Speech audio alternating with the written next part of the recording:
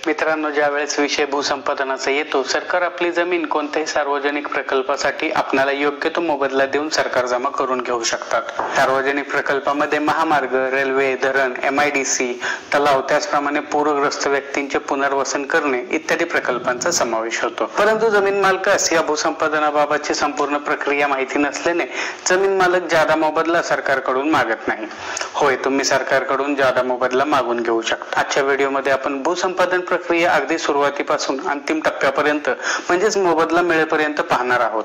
यामध्ये तुम्हाला जादा मोबदला कसा आणि कोणत्या टप्प्यावर मागता येतो याबाबत देखील आपण माहिती घेऊयात. त्याचबरोबर मोबदल्याची रक्कम कशी काढली जाते हे देखील आपण पाहूयात. तेव्हा व्हिडिओ संपूर्ण पहा. त्याचबरोबर तुम्हाला तुमच्या कायदेशीर मुद्द्यांवर किंवा प्रश्नांवर आमचा सल्ला घ्यावायचा असल्यास स्क्रीनवर दिसत असलेल्या क्रमांकावर व्हॉट्सअप अथवा फोन करून कॉल बुक करू शकता. त्यासाठी नाममात्र सल्ला फी आकारली जाईल. नमस्कार मित्रांनो, कसे आहात सगळे? स्वागत आहे तुम्हा सर्वांचे माझ्या युट्यूब चॅनेल लॉ ट्रेझर मध्ये. मित्रांनो, भूसंपादनाची सुरुवात होते या कायद्याच्या कलम 4च्या नोटीसने. ज्यावेळेस भूसंपादनासंबंधीच्या संपूर्ण गोष्टी म्हणजेच कोणत्या गटातील किती जमीन घ्यावायची आहे हे सरकार आणि संबंधित विभाग यांचे ठरल्यानंतर सदरचा ठराव किंवा प्रस्ताव ज्या त्या जिल्ह्याचे जिल्हाधिकारी यांच्याकडे पाठविले जाते आणि त्यांच्या विचारविनिमयानंतर सदरचा प्रस्ताव पुनर्वसन उपजिल्हाधिकारी यांच्याकडे पाठवण्यात येतो. त्यानंतर जी जमीन संपादन करावायची आहे त्याबाबत स्थानिक वृत्तपत्रात जाहीर नोटीस प्रसिद्ध केली जाते. यास आपण कलम 4ची नोटीस अथवा अधिसूचना असे देखील म्हणतो. या जाहीर नोटीस मध्ये कोणत्या गावातील कोणती जमीन आणि कोणाची जमीन संपादित करावायची आहे याबाबत माहिती प्रसिद्ध केली जाते. त्या नोटीस मध्ये हे देखील स्पष्ट नमूद असते की प्रस्तावित प्रकल्प कशा प्रकारचा आहे आणि त्याबाबतचा नकाशा जिल्हाधिकारी कार्यालयात उपलब्ध आहे. त्याचप्रमाणे ज्या ज्या जमीन मालकाची जमीन संपादित करावायची आहे त्या सर्वांना देखील त्यांचे राहते पत्त्यावर नोटीस पाठवली जाते. कलम 4च्या नोटीस मध्ये किती जमीन संपादित करण्यात येईल, किती गटातील जमीन संपादित करण्यात येणार आहे याबाबतचे क्षेत्रफळ, नकाशे याचा देखील स्पष्ट उल्लेख असतो.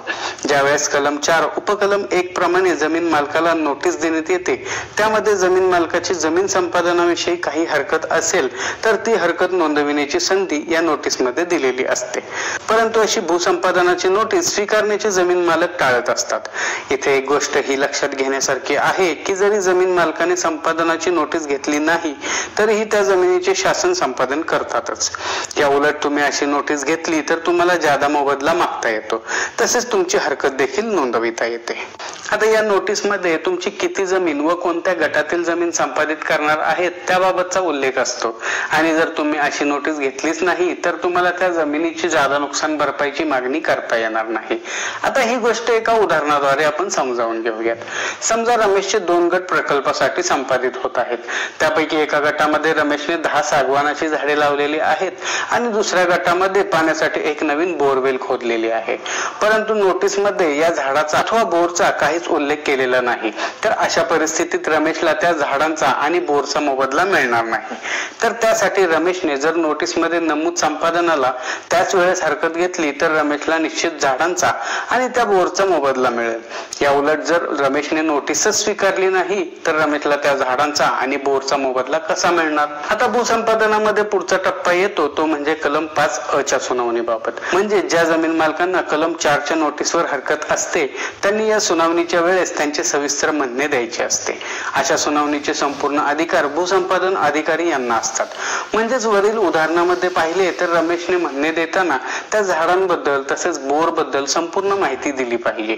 त्याचबरोबर त्या झाडाचे आणि त्या बोरवेलचे 2-2 फोटोग्राफ देखील त्या म्हणण्यासोबत दिले पाहिजेत. तरच रमेश जादा मोबदला मिळण्यास पात्र होईल. आता पुढचा टप्पा येतो तो म्हणजे कलम 6 अन्वये नोटीस प्रसिद्धीचा.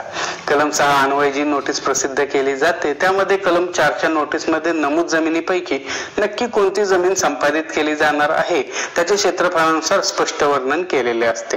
त्याचबरोबर जमीन मालकांना देखील शासन जमीन घेणार आहे याबाबतची स्पष्ट नोटीस दिली जाते. आता एक प्रश्न असा उपस्थित होतो की ज्यावेळेस जमीन संपादित करण्यात येईल त्यावेळेस त्या जमिनीच्या सहधारक म्हणजे हिस्सेदार, वारस यांच्या मोबदल्याबाबत काय? तर यासाठी कलम 9 उपकलम 3 व 4 ची नोटीस म्हणजे शासन ज्यावेळेस या कायद्याच्या कलम 9 उपकलम 3 व 4 अन्वये हरकती मागवतात त्यावेळेस या हरकती मालकी हक्कांबाबतच्या असतात। म्हणजे संपादित होणाऱ्या जमिनीमध्ये एखाद्या हिस्सेदाराचे हक्क किंवा वाटपाबाबतचे काही वाद असतील तर त्यांनी यावेळेस लेखी हरकत नोंदवायची असते आणि या सर्व हरकती आणि मुद्दे लक्षात घेऊन त्याचप्रमाणे सरकार आणि संबंधित जिल्हाधिकारी यांच्याशी विचारविनिमय होऊन अंतिम निवाडा जाहीर केला जातो आणि त्या निवाड्याप्रमाणे मोबदल्याची रक्कम जमीन मालकाला दिली जाते। आता ही मोबदल्याची रक्कम कशी ठरवली जाते ते समजावून घेऊयात। भूसंपादन एकतर ग्रामीण भागात अथवा शहरी भागात अशा दोनच भागांमध्ये होत असते। भूसंपादनाचा मोबदला कसा ठरवता येतो याबाबतची संपूर्ण प्रक्रिया कलम 25 ते 30 मध्ये नमूद आहे। त्यामधील कलम 26 नुसार जर जमिनीचे मूल्य ठरविण्याचे असेल तर शहरी भागात 1 हा गुणक अवयव आणि ग्रामीण भागाच्या जमिनीसाठी 2 हा गुणक अवयव ठरवला गेलेला आहे।